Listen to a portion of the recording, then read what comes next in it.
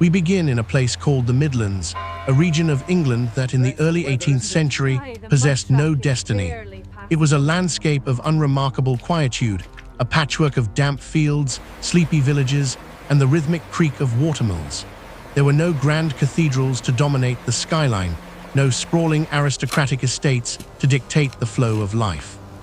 It was a region governed by the seasons, the planting of seeds, the harvest of grain, and the slow, meandering pace of a population that lived and died within the same 10-mile radius. Life was local, life was slow. There was nothing in this mud and thatch to suggest that this specific soil would soon become the engine room of a global empire. But history is rarely a gentle evolution. More often, it is a violent rupture. The transition from this pastoral silence to the deafening roar of the industrial age was not a gradual shift, but a sudden, jagged break in the timeline of humanity. This was the birth of a new era where the earth itself would be turned inside out, and the Midlands would be the first to bleed. The spark of this revolution didn't come from a king's decree, but from the absence of one. Early Birmingham grew in a vacuum of authority. Because it lacked a royal charter or a restrictive guild system, it became a sanctuary for the misfits of industry, the independent craftsmen, the dissenters, and the tinkers who were barred from the more traditional, rigid cities. Here, skill existed before scale. This wasn't the world of the massive factory, not yet. It was the world of the household workshop. In thousands of tiny, cramped backrooms, men and women mastered the art of metal. They made buttons, buckles, toys, and tools. They were flexible, decentralized, and fiercely private. This was the city of 1,000 trades, where private enterprise was the only law that mattered. There was a raw, kinetic energy in this lack of oversight. Without a master to tell them no, the people of Birmingham learned to innovate at a speed the world had never seen. They weren't just making objects. They were developing a culture of relentless problem-solving that would eventually provide the intellectual scaffolding for the entire industrial revolution. But even the greatest skill needs fuel, and beneath the feet of these craftsmen lay a geological miracle. Across the region that would soon be known as the Black Country, coal and iron ore sat in layers so close to the surface you could almost reach down and touch the prehistoric energy. For centuries, these resources were a known but dormant power. Small pits were dug, and scattered forges flickered in the woods, but there was no system to tie them together.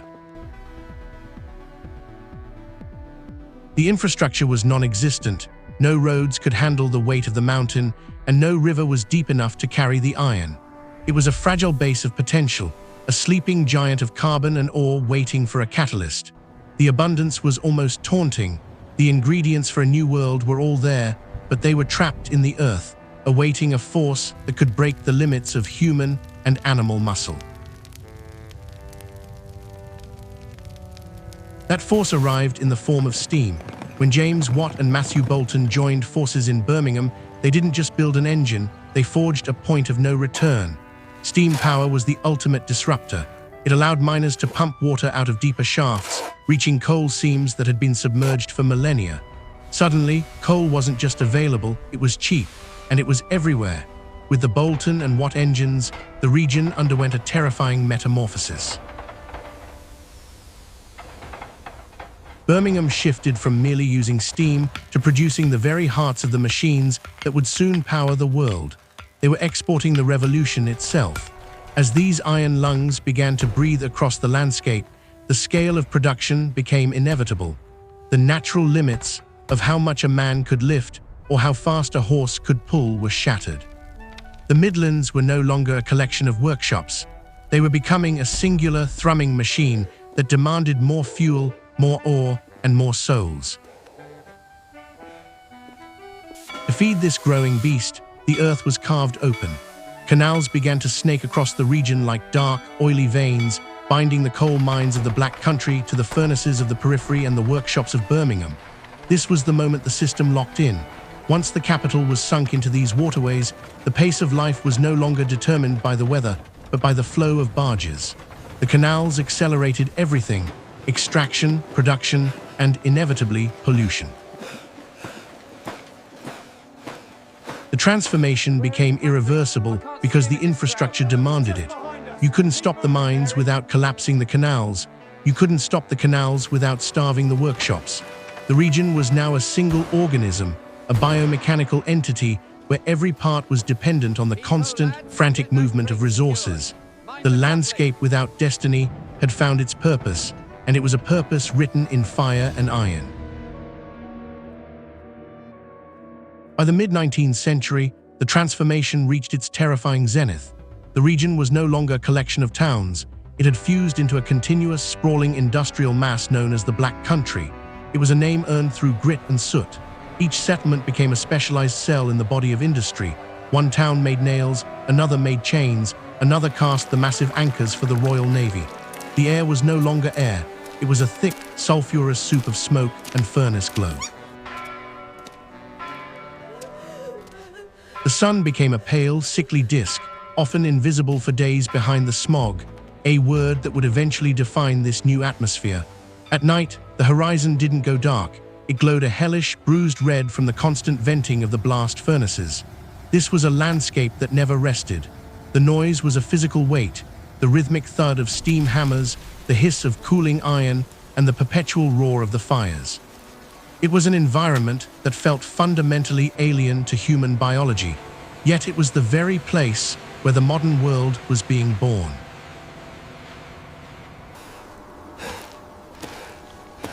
In this new reality, time itself was rewritten. The ancient, seasonal life of the farmer, dictated by the rising sun and the turning leaves, was obliterated. In its place came mechanical time. The factory bell and the steam whistle became the new gods of the Midlands. Work became continuous. The fires could never be allowed to go cold, so the people were forced to mirror the machines. Shifts replaced daylight. A man might never see the sun, moving from a dark tenement to a dark mine and back again. The population surged, not because life was good, but because the machine was hungry. Displaced rural workers, driven off their lands by enclosures, arrived in waves, followed by migrants from Ireland and beyond. They were the raw material for the factories, as essential and as disposable as the coal being shoveled into the furnaces. Human existence was now governed by the relentless ticking of the clock and the quotas of the counting house. The output was staggering. Birmingham and the Black Country became the workshop of the world, producing precision manufactures at a global scale. If you held a gun in the American frontier, it was likely forged here. If you used a pen in a London office, a needle in a Parisian tailor shop, or a railway spike in India, it probably came from the Midlands. The volume of production accelerated beyond anything humanity had ever conceptualized. Canals were soon overlaid with railways, creating a dizzying stack of infrastructure that moved goods at terrifying speeds. The region wasn't just making things, it was underpinning the very fabric of the 19th century world. But as the wealth flowed out, the reality within the region began to rot. The sheer density of production had created a pressure cooker for the human soul.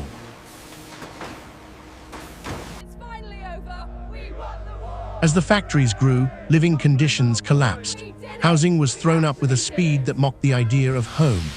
Back-to-back houses, cramped and airless, were jammed into every available inch of land.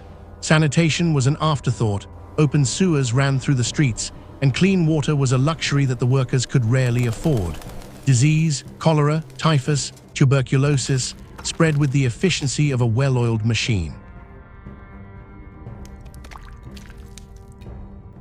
Life expectancy diverged so sharply by class that a laborer in the Black Country could expect to live half as long as a gentleman in the countryside. These conditions weren't a secret. They were documented by royal commissions, debated in Parliament, and written about by horrified novelists. But they were tolerated. They were seen as the necessary price of progress. The human cost was simply another line on the ledger, a minor expense in the pursuit of global dominance.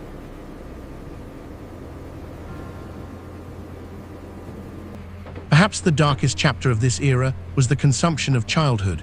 The system didn't just require men, it required small, nimble bodies that could crawl under moving machinery or squeeze into the narrowest coal seams. Children became the grease for the gears of industry. They worked 12-hour shifts in the heat of the glassworks or the damp of the mines. Their bodies were permanently warped, their spines curved, their lungs blackened, their fingers lost to the looms. Legislation to protect them arrived late and was often toothless, easily bypassed by desperate parents and greedy overseers. A generation was sacrificed to the fire, their potential extinguished before they reached puberty. The Black Country wasn't just burning coal, it was burning the future. By the late 1800s, the reality of the region was truly apocalyptic. The environment had become hostile to life itself. The rivers, once clear and full of fish, turned into toxic, multicolored sludge, thick with chemicals and waste. The trees died, their leaves choked by the perpetual rain of soot. The very topography of the land was reshaped as massive slag heaps. The waste products of the furnaces rose like artificial mountains, burying the old meadows under layers of gray ash. In the Birmingham region, the unique convergence of abundant... This wasn't a metaphor for hell. For the millions living there, it was their daily reality. They lived in a world where the grass was gray, the sky was black, and the water was poison. It was a testament to the power of human industry, but also to its profound indifference. The risks are substantial. We require A global perspective. And yet this suffering had a purpose on the world stage.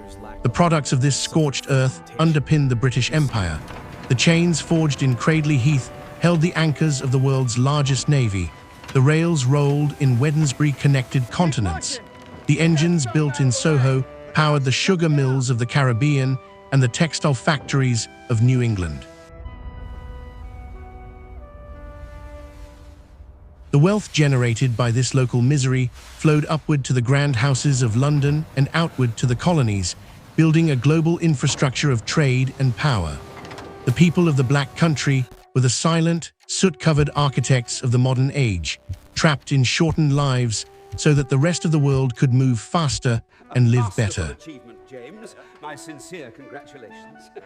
Thank you, Matthew. But no empire lasts forever, and the system eventually began to choke on its own success. By the late 19th century, the structural decline began. Foreign competitors, Germany, America had watched and learned. They modernized faster, building newer factories that were more efficient than the agging, cramped workshops of the Midlands. The easy-to-reach coal was gone, the iron ore was depleted, and the once revolutionary canals were now slow and obsolete. The region that had led the world was now a relic of its own past. Wars in the 20th century provided temporary bursts of activity, but after 1945, the collapse became permanent. The fires were extinguished one by one. The smoke began to clear, not because of environmental progress, but because of economic death. After the engine stopped, a profound silence returned to the Midlands, but it wasn't the silence of the 1700s. It was the silence of the void. Factories closed, leaving behind brownfields of contaminated soil and crumbling brick. The canals, once the arteries of trade, became stagnant ditches filled with shopping carts and rust.